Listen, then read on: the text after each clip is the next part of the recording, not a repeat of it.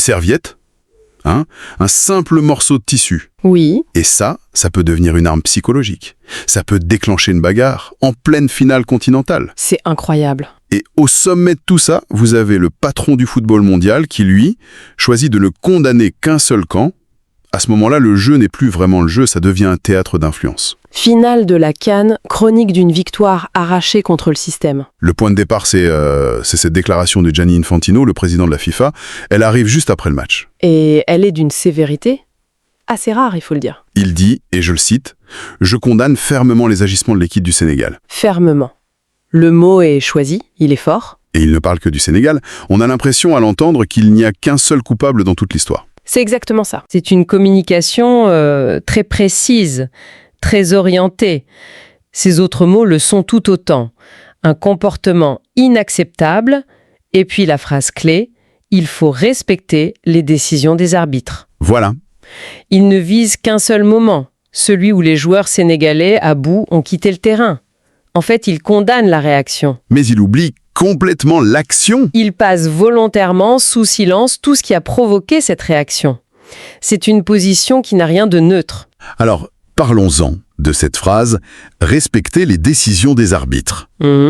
Comment on fait pour respecter l'arbitre quand, dans les dernières minutes d'une finale, on vous refuse un but qui semble, à vue d'œil, parfaitement valable? Et sans même que l'arbitre ait consulté les images. Le fameux VAR. L'assistance vidéo, oui. Cet outil qui est censé garantir l'équité. C'est tout le problème, c'est même le cœur du problème.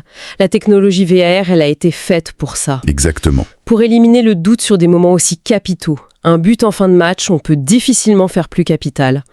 Et là, l'arbitre Jean-Jacques Nadella n'est même pas appelé par ses assistants. Pourtant, dans la salle VAR, ils ont tous les angles, tous les ralentis. Il voit que le but est valable, c'est une certitude. Mais, silence radio.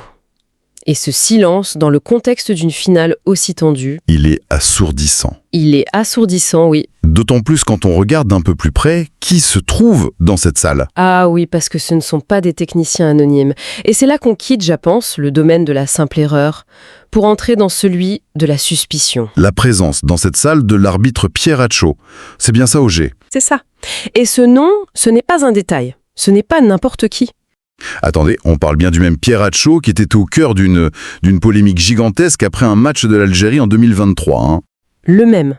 Une affaire qui avait déclenché des protestations officielles, une enquête. C'est bien lui? C'est bien lui.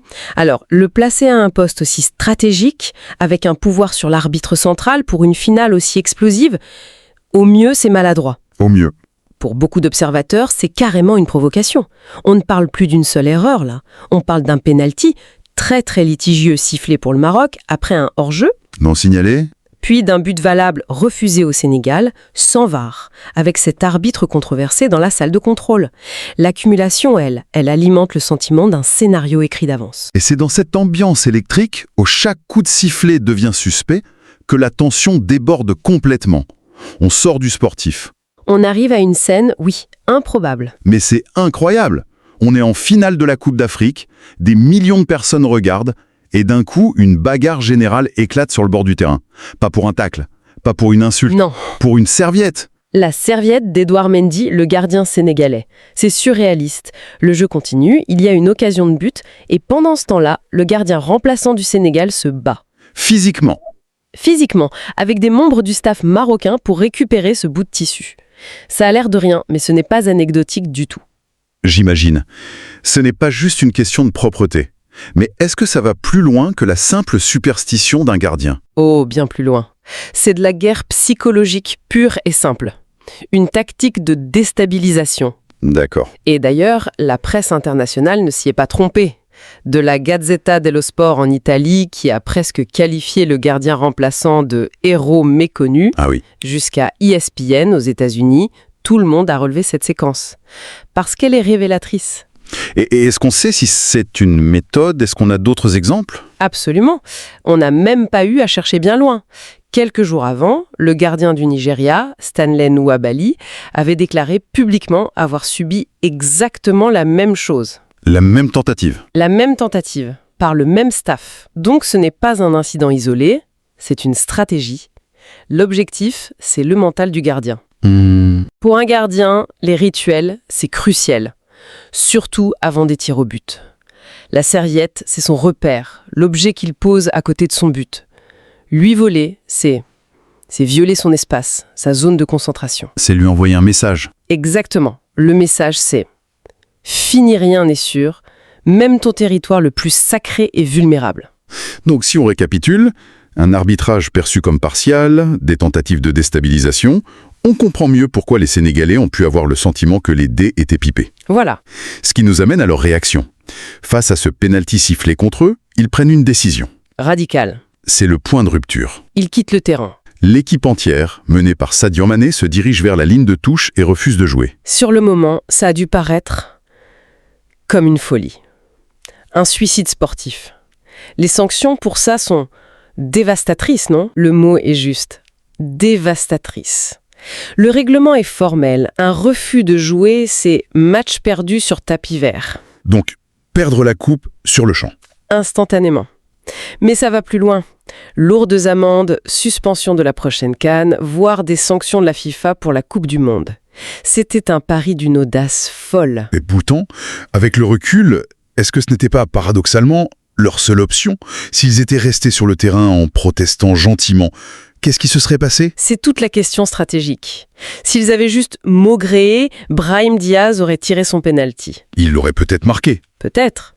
Le Maroc aurait gagné et l'histoire n'aurait retenu que le score, les polémiques d'arbitrage, une note de bas de page, oubliée le lendemain. Alors qu'en arrêtant le jeu... En arrêtant le jeu pendant presque 10 minutes, il change complètement la nature de l'événement.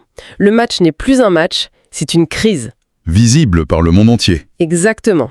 Ils ont forcé les caméras à se braquer sur l'injustice qu'ils ressentaient. Ils ont refusé d'être les victimes silencieuses d'un scénario qui leur semblait écrit. C'est un acte de désobéissance majeur. Et c'est là qu'on voit l'importance du leadership. On a vu Mané, Koulibaly haranguer leurs coéquipiers. Il fallait un sang-froid, une cohésion incroyable pour ne pas imploser. Absolument. Ils n'ont pas juste subi, ils ont activement repris le contrôle du récit de la soirée. C'est ça, ils ont utilisé cette interruption pour se remobiliser et en quelque sorte pour faire pression sur le corps arbitral. Quand le jeu a repris, le contexte n'était plus le même. Et en faisant ça, ils ont mis un coup de projecteur très très gênant sur des problèmes bien plus larges. Et on dépasse le cadre de la finale. Le Maroc se présentait en organisateur modèle, une vitrine pour l'Afrique, avec la Coupe du Monde 2030 en ligne de mire. Exactement. Mais si on additionne tout, l'arbitrage, la serviette, l'entraîneur sénégalais qu'on expulse de la conférence de presse, sans même parler des autres accusations en marge, les journalistes algériens détenus, les adresses IP bloquées... L'image du tournoi parfait s'écaille sérieusement. C'est le moins qu'on puisse dire. Le discours officiel de la meilleure organisation de l'histoire se heurte à une réalité bien plus compliquée. Cette finale a exposé des failles, une tension qui dépasse le sport. Et la question n'est plus seulement africaine. Non, elle devient mondiale. Quand des médias en Argentine, en Espagne, en Italie, des poids lourds du foot s'interrogent sur comment on peut en arriver à se battre pour une serviette en finale. La perspective change. Complètement. Ce n'est plus une affaire interne. C'est l'image du football mondial qui est touchée. La crédibilité de l'organisation est en jeu. Et ça nous ramène forcément au Mondial 2030, co-organisé avec l'Espagne et le Portugal. C'est la question de fond. Comment garantir la sécurité, l'impartialité, une atmosphère sereine sur un événement planétaire, si une finale continentale qui est censée être une répétition générale est le théâtre de tels incidents? C'est une question que la FIFA, malgré les déclarations d'Infantino, doit se poser très sérieusement. Au final, l'histoire a offert une conclusion presque parfaite. Le Sénégal est revenu, le pénalty a été tiré et... Edouard Mendy l'a arrêté. Celui-là même à qui on voulait voler la serviette. Le Sénégal a gagné au tir au but. Ils ont soulevé la coupe. Ils l'ont soulevée, oui.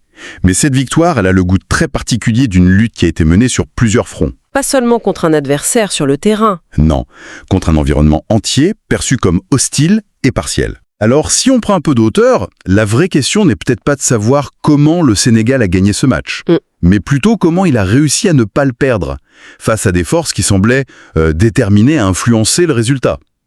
La victoire est plus que sportive. Elle est symbolique, presque politique. Ce qui soulève une dernière interrogation qui va bien au-delà du foot. Oui. Cet événement, avec cet acte de défiance spectaculaire, est-ce qu'il ne nous révèle pas une nouvelle forme de rapport de force. Un monde où la contestation ouverte de l'autorité, même en risquant tout, devient parfois la seule stratégie possible pour ceux qui ont le sentiment de faire face à un système verrouillé.